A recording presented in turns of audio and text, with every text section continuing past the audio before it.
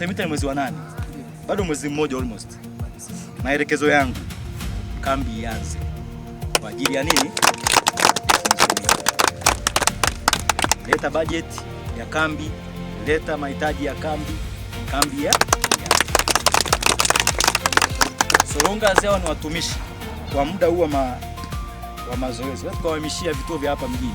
Malengo yangu mimi ni kuhakikisha michuano ya mwaka huu ya Shimsemita tunachukua kombe lolote. Siwezi kusema football lakini lolote.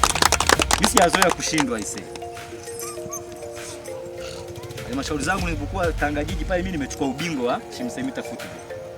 Kwa hiyo mimi nawaomba sana ndugu zangu maandalizi yaanze mapema.